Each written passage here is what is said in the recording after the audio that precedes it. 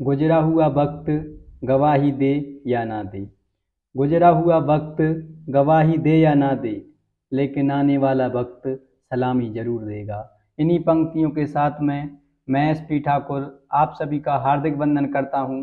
दोस्तों, आज वीडियो में बात करेंगे इतिहास के एक और महत्वपूर्ण टॉपिक चालुक्य वंश, जिसमें बात करेंगे चालुक्य वंश की 3 शाखाओं के अंतर्गत वातापी या बादामी के चालुक्यों पर। तो चलिए दोस्तों, वीडियो शुरू करते हैं। सर्वप्रथम जानते हैं कि चालुक्य वंश का उदय कहाँ पर हुआ था। तो सतपुड़ा पर्वत के दक्षिण में चालुक्य वंश का उदय हुआ था, जिसमें इनकी 3 शाखाएं थीं। सबसे पहले बात करेंगे वातापी या बादामी के चालुक्यों की, जो कि 550 ईस्वी से लेकर के 757 ईस्वी तक शासन करते हैं, जिसकी स्थापना किसने की थी?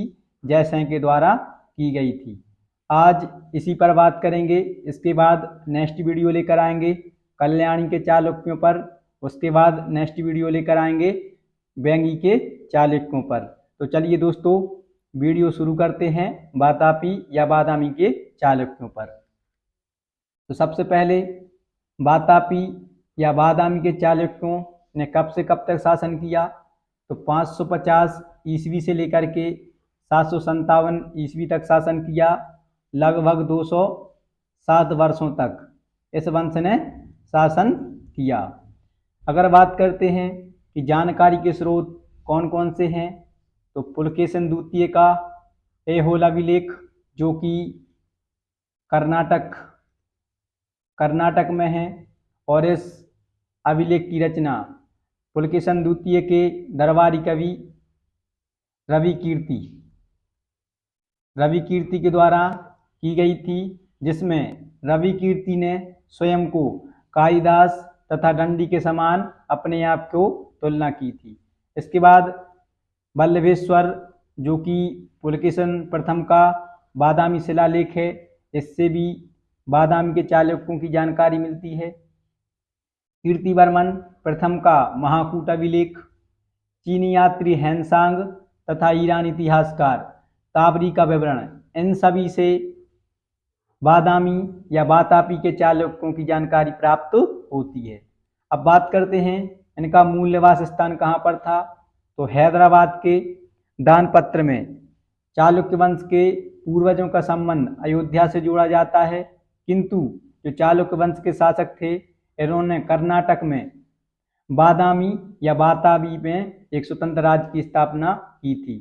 तो वातापी या बादामी के चालुक्यों का पूर्वजों का संबंध कहाँ से जोड़ा जाता है? अयोध्या से जोड़ा जाता है। और इसकी जानकारी कहाँ से प्राप्त होती है? तो हैदराबाद के दानपत्र से इसकी जानकारी प्राप्त होती है।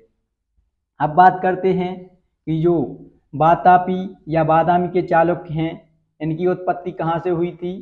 तो इनकी उत्पत्ति में इतिहासकारों में बहुत विवाद है, किंतु अभिलेखों में जो चालुक्य वंश के शासक थे, इन्होंने स्वयं को चंद्रवंशीय क्षत्रिय कहा है। इसलिए जो चालुक्य वंश प्रारंभ में इनके विवाद थे, तो इनके विवादों को इनके अभिलेखों के माध्यम से सुलझाया गया तथा इन्हें चंद्रवंशीय क्षत्रिय मान लिया गया।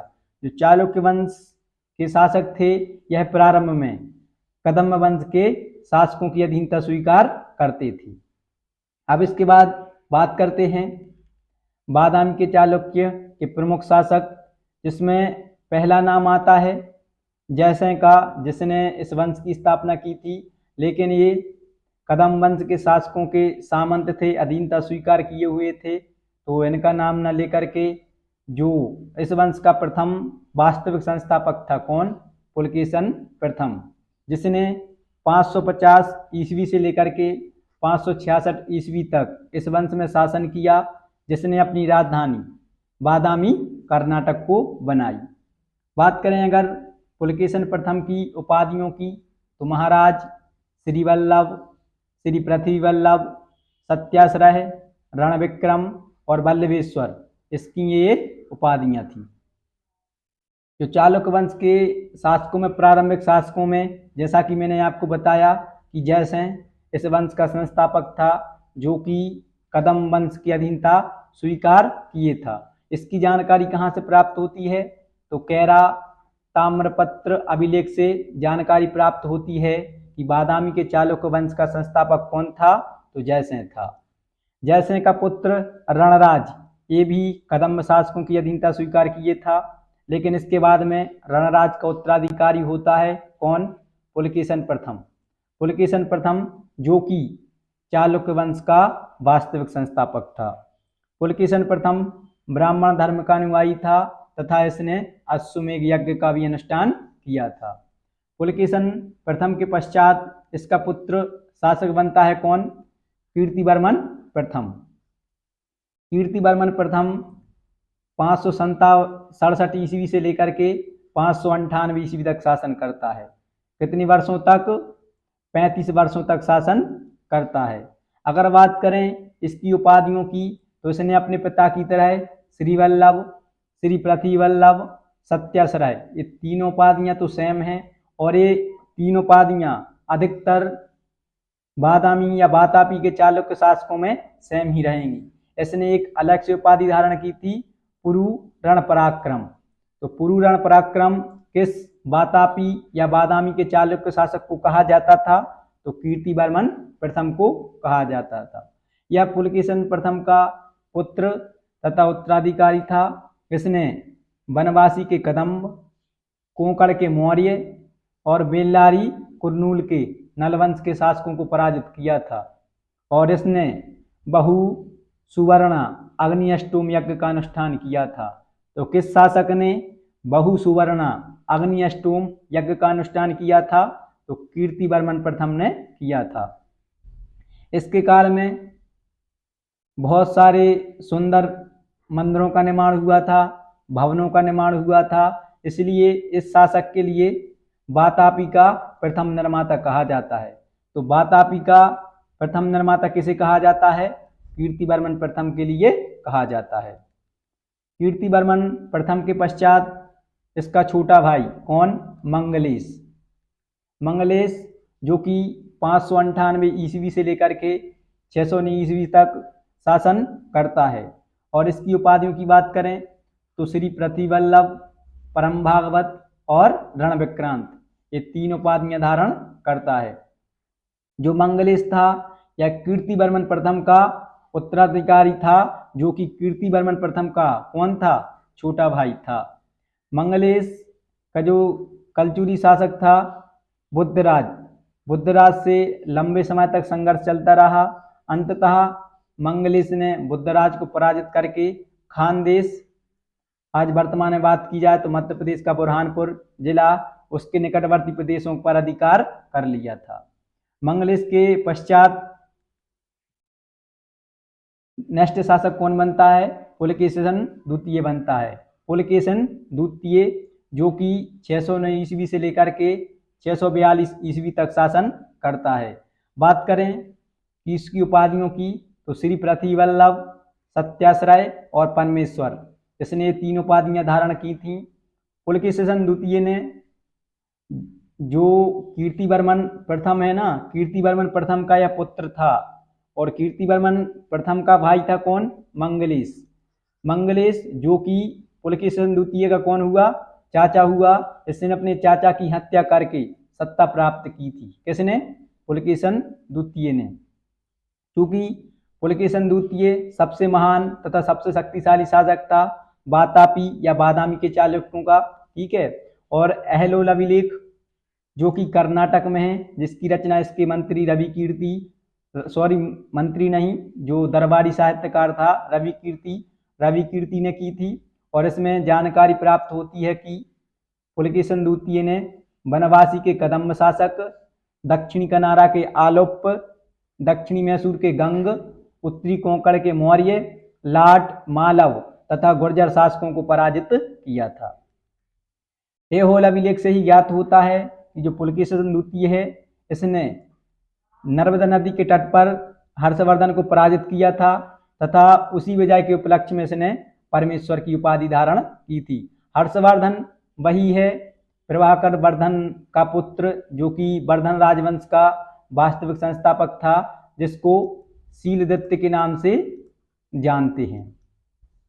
इसके बाद में पुलकेशिन द्वितीय ने कृष्णा और गोदावरी नदी के मध्य स्थित बैंगी को जीता था तथा इसने अपने भाई विष्णुवर्धन को वहां का शासक नियुक्त कर दिया था। इस प्रकार से जो बैंगी के चालुक्य थे उनकी नींव पड़ जाती है, जिसको मैं आपको नेक्स्ट वीडियो में लेकर आऊंगा कि बैंगी के चालुक्य, तो बैंगी के चालुक्यों की नींव किस प्रकार पड़ी थी। तो जो पुलकेशिन द्वितीय रहता है, यह है कृष्णा तथा गोदावरी के नदियों के मध्य में जो बैंगी रहता है उसे जीतता है तथा वहां पर अपने भाई विष्णुवर्धन को नियुक्त कर देता है। पुलकेशिन द्वितीय ने पल्लव शासक महेंद्र वर्मन प्रथम को पराजित किया था, किंतु जो महेंद्र वर्मन प्रथम का उत्तराधिकारी था कौन, नरसिंह वर्मन प्रथम। नरसिंह वर्मन प्रथम ने जो श्रीलंका के राजकुमार रहते हैं कौन, मानवंब की सहायता से पुलकेशिन द्वितीय को पराजित करके मार डाला था। और इसी विजय के उपलक्ष्य में जो नरसिंह वर्मन प्रथम रहता है पल्लव वंश का शासक, यह वातापी कोंड की उपाधि धारण करता है। वातापी कोंड की उपाधि इसलिए क्योंकि जो पुलकेशिन द्वितीय था यह किस वंश से संबंधित है, वातापी से संबंधित था, इसलिए इसने वातापी की उपाधि धारण की थी। बार बार आ रहा है ऐहोल अभिलेख, तो इसको भी जान लेते हैं। तो इसकी जो रचयिता हैं वह पुलकेशिन द्वितीय के दरबारी विद्वान रवि कीर्ति थे और इसने इसी अभिलेख में स्वयं को कालिदास तथा भारवी के समान बताया है। जो इसकी रचना है वह संस्कृत भाषा में की गई थी और अगर लिपि की बात की जाए तो दक्षिणी ब्राह्मी लिपि में ऐहोल अभिलेख की रचना की गई थी। यह कहाँ पर है, तो कर्नाटक में है। इसके बाद में पुलकेशिन द्वितीय के पश्चात, मृत्यु के पश्चात वातापी के चालुक्य शासकों पर 13 वर्षों तक किसी ने भी सत्ता पर शासन नहीं किया। इसके पश्चात इसका पुत्र होता है कौन, विक्रमादित्य प्रथम। विक्रमादित्य प्रथम 655 ईस्वी से लेकर के 681 ईस्वी तक शासन करता है। क्योंकि अगर इसकी उपाधियों की बात करें तो श्री प्रतिवल्लभ अपने पूर्वजों की तरह, सत्याश्रय, परमेश्वर, ये तो आप देखते ही आ रहे उपाधियां, अनिवार्य और राजमल्ल, इसने ये उपाधियां धारण की थी। क्या होता है कि पुलकेशिन द्वितीय के पश्चात 13 वर्षों तक वातापी के शासन रहता है जो खाली रहता है, लेकिन जो पुलकेशिन द्वितीय का पुत्र होता है कौन, विक्रमादित्य प्रथम, यह गंगवंश के शासक दुर्विनीत की सहायता से सत्ता प्राप्त करता है। इसके बाद में जो विक्रमादित्य प्रथम रहता है वह पल्लव वंश के शासक नरसिंह वर्मन प्रथम, महेंद्र वर्मन द्वितीय तथा परमेश्वर वर्मन प्रथम से संघर्ष करता है और जो महेंद्र वर्मन द्वितीय रहता है इसको पराजित करके यह पुनः वातापी पर अधिकार कर लेता है। कौन, विक्रमादित्य प्रथम, जो कि पुलकेशिन द्वितीय का कौन है, पुत्र है। विक्रमादित्य प्रथम ने गुजरात के लाट क्षेत्र को जीता था तथा वह अपने भाई जयवर्मन को नियुक्त कर देता है। इस प्रकार से चालुक्यों की एक शाखा गुजरात के लाट क्षेत्र में भी फैल जाती है। विक्रमादित्य प्रथम के बाद उसका पुत्र उत्तराधिकारी होता है कौन, विनयादित्य, जो कि 681 ईस्वी से लेकर के 696 ईस्वी तक शासन करता है और इसने जो मालवा के शासक रहते हैं वज्रट को पराजित किया था। विनयादित्य के बाद में इसका पुत्र उत्तराधिकारी बनता है कौन, विजयादित्य, जो कि 696 ईस्वी से लेकर के 733 ईस्वी तक शासन करता है और विजयादित्य के शासनकाल में जो इसका पुत्र रहता है कौन, विक्रमादित्य द्वितीय। विक्रमादित्य द्वितीय जो पल्लव वंश के शासक रहते हैं परमेश्वर वर्मन, इसको यह पराजित करता है। विजयादित्य के बाद नेक्स्ट शासक कौन बनता है, इसका पुत्र विक्रमादित्य द्वितीय, जो कि 733 ईस्वी से लेकर के 745 ईस्वी तक शासन करता है और इसके काल में एक बहुत ही महत्वपूर्ण घटना होती है कि भारत में पहली बार अरब आक्रमण होता है। किसके शासनकाल में, विक्रमादित्य द्वितीय के शासनकाल में। लेकिन इसका जो जयसिंह वर्मन का पुत्र था कौन, पुलकेशिन अरबों को पराजित कर देता है और इससे प्रसन्न होकर के जो विक्रमादित्य द्वितीय रहता है वह पुलकेशन के लिए अब निजनाश्रय की उपाधि देता है। तो ये याद रखोगे कि अरबों को किसने पराजित किया था? पुलकेशन ने पराजित किया था, जो किसका पुत्र था? जयसिंह वर्मन का पुत्र था। और अरबों का आक्रमण किसके शासनकाल में हुआ था? तो वातापी के शासक थे विक्रमादित्य द्वितीय, इनके शासनकाल के दौरान हुआ था। विक्रमादित्य द्वितीय ने पल्लव वंश के शासक नंदीवर्मन द्वितीय को पराजित किया था तथा कांची पर अधिकार करके कांची कोंड की उपाधि धारण की थी। विक्रमादित्य द्वितीय ने हेहय वंश की 2 राजकुमारियों से विवाह किया था, त्रिलोक महादेवी और लोक महादेवी। इन दोनों राजकुमारियों से विवाह किया था और इन्हीं 2 राजकुमारियों ने, त्रिलोक महादेवी ने त्रिलोकेश्वर मंदिर और लोक महादेवी ने लोकेश्वर मंदिर का निर्माण करवाया था। इसके बाद में नेक्स्ट शासक बनता है विक्रमादित्य द्वितीय के पश्चात कीर्तिवर्मन द्वितीय, जो कि 745 ईस्वी से लेकर के 757 ईस्वी तक शासन करता है और यह वातापी के चालुक्य वंश का अंतिम शासक होता है।